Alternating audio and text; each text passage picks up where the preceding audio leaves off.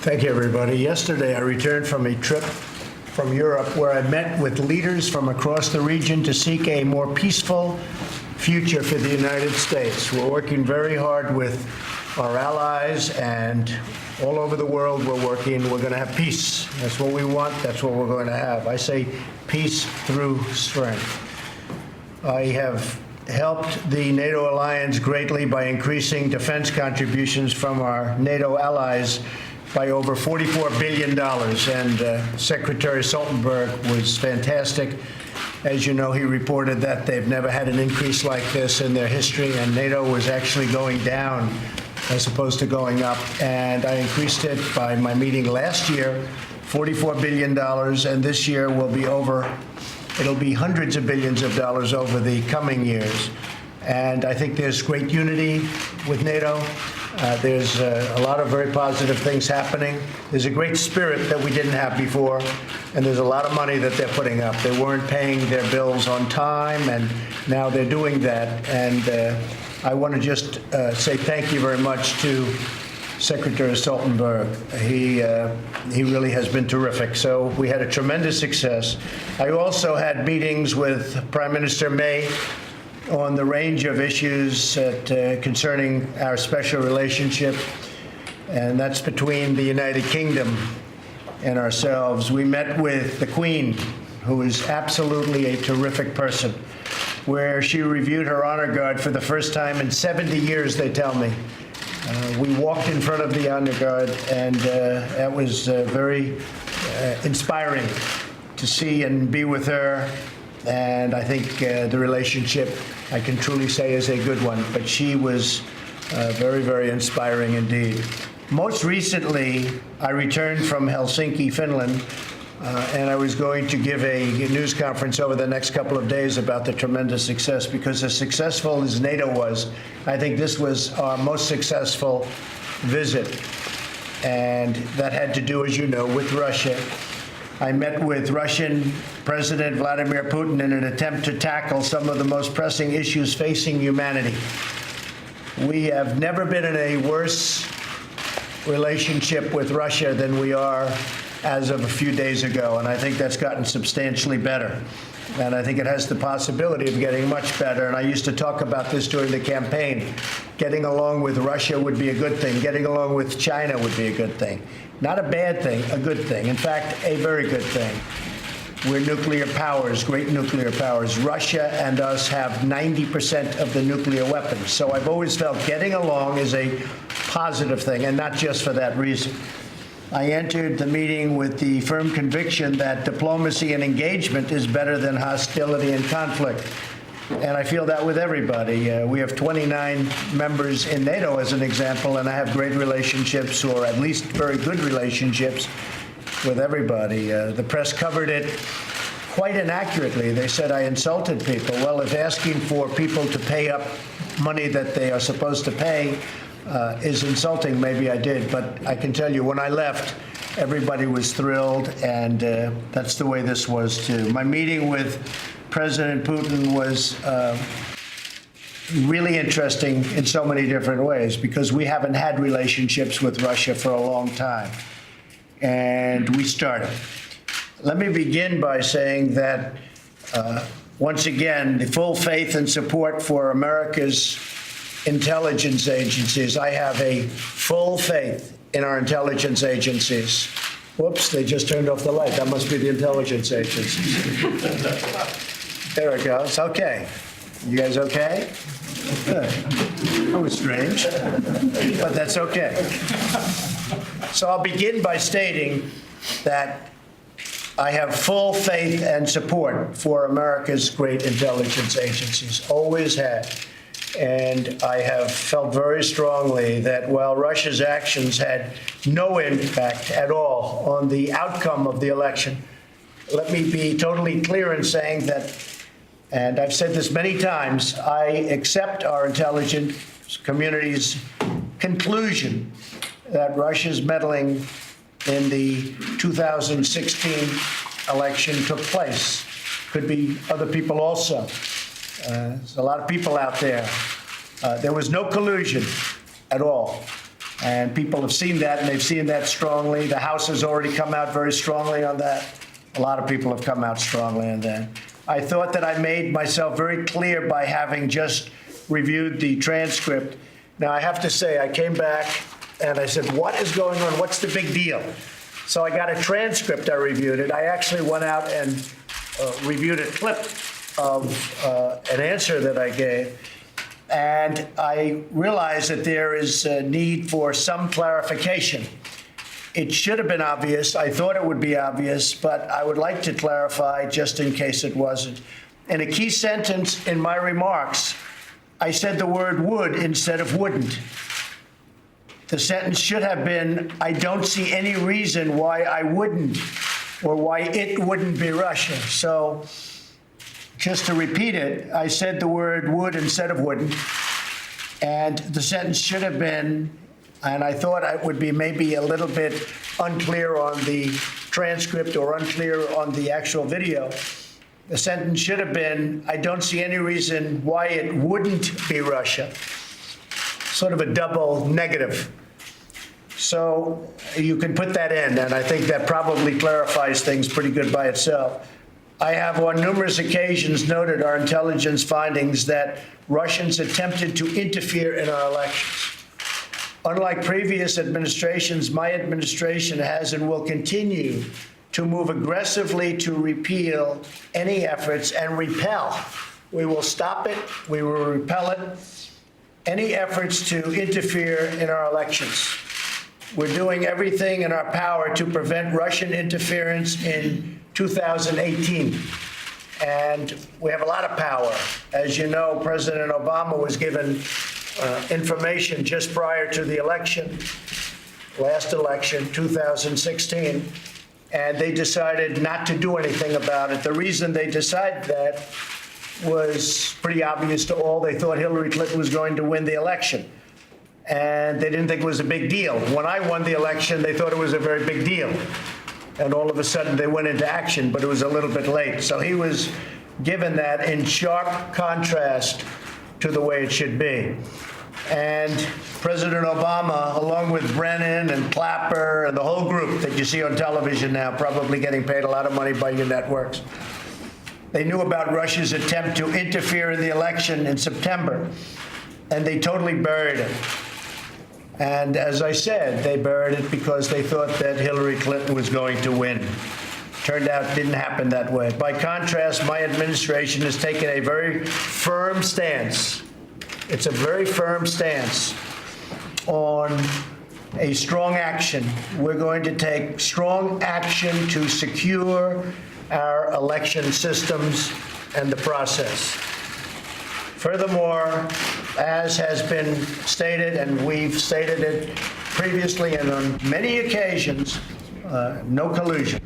Yesterday, we made significant progress toward addressing some of the worst conflicts on Earth. So when I met with President Putin for about 2.5 hours, we talked about numerous things. And among those things are the problems that you see in the Middle East, where they're very much involved, we're very much involved. I entered the negotiations with President Putin from a position of tremendous strength. Our economy is booming, and our military is being funded $700 billion this year, $716 billion next year. It will be more powerful as a military than we've ever had before. President Putin and I addressed a range of issues, starting with the civil war in Syria and need for humanitarian aid and help for people in Syria. We also spoke of Iran and the need to halt the nuclear ambitions and the destabilizing activities taking place in Iran. As most of you know, we ended the Iran deal, which was one of the worst deals anyone could imagine, and that's had a major impact on Iran, and it's substantially weakened Iran, and we hope that at some point Iran will call us and we'll maybe make a new deal, or we maybe won't. But Iran is not the same country that it was 5 months ago, that I can tell you. They're no longer looking so much to the Mediterranean and the entire Middle East. They've got some big problems that they can solve, probably much easier if they deal with us. So we'll see what happens. But we did discuss Iran. We discussed Israel and the security of Israel. And President Putin is very much involved now with us in a discussion with Bibi Netanyahu on working something out with surrounding Syria and specifically with regards to the security and long-term security of Israel. A major topic of discussion was North Korea and the need for it to remove its nuclear weapons. Russia has assured us of its support. President Putin said he agrees with me 100%, and they'll do whatever they have to do to try and make it happen. Discussions are ongoing, and they're going very, very well. We have no rush for speed. The sanctions are remaining. The hostages are back. There have been no tests. There have been no rockets going up for a period of 9 months. And I think the relationships are very good. So we'll see how that goes. We have no time limit. We have no speed limit. We're just going through the process. But the relationships are very good. President Putin is going to be involved in the sense that he is with us. He would like to see that happen. Perhaps the most important issue we discussed at our meeting prior to the press conference was the reduction of nuclear weapons throughout the world. The United States and Russia have 90%, as I said, and we can have a big impact. But nuclear weapons is, I think, the greatest threat of our world today. And they're a great nuclear power. We're a great nuclear power. We have to do something about nuclear. And so that was a matter that we discussed actually in great detail, and President Putin agrees with me. The matters we discussed are profound in their importance and have the potential to save millions of lives.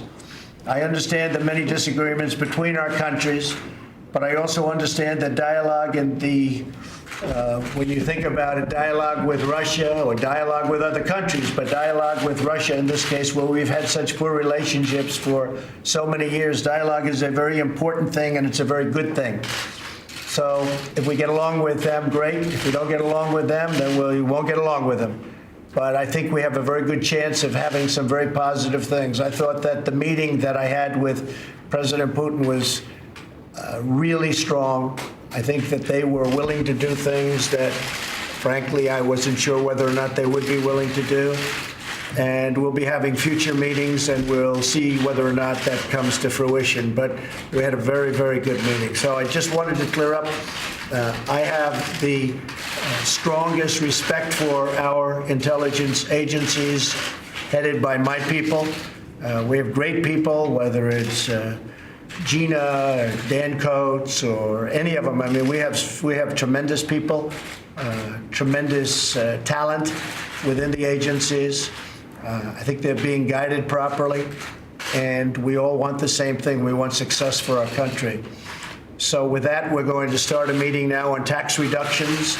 We're going to be putting in a bill. Kevin Brady is with us, and I might ask Kevin just to say a couple of words about that, and then we'll get back onto a private meeting.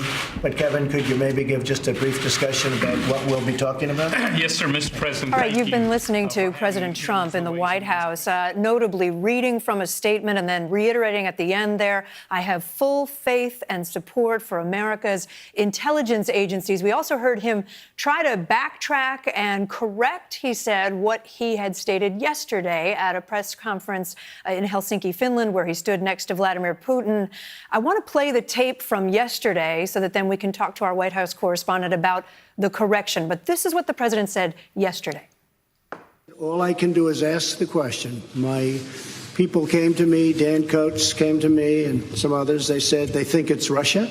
I have President Putin. He just said it's not Russia. I will say this. I don't see any reason why it would be. So those are the words in question. I don't see any reason why it would be Russia, is what he said yesterday when asked about meddling in the U.S. election. Peter Alexander is with us from the White House. And Peter, now the president's saying he meant to use a double negative.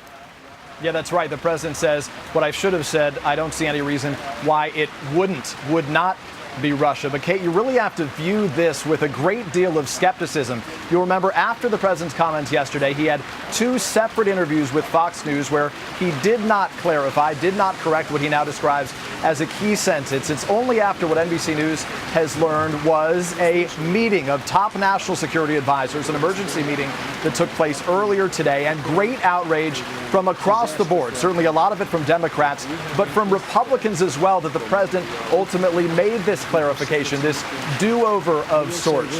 This was a striking moment. He was still obviously very sort of complimentary of Vladimir Putin broadly. At the end of the remarks, after Kevin Brady, who you saw there, spoke about taxes going forward, I yelled a question to the president. In fact, I yelled it 3 times, and I said, effectively, take 2, will you publicly condemn Vladimir Putin now? He said, thank you twice, and the 3rd time he ignored me. Okay. All right, Peter Alexander, following all this from the White House, I want to turn to our chief foreign correspondent, Richard Engel, who's been watching all of this play out from his seat in Moscow.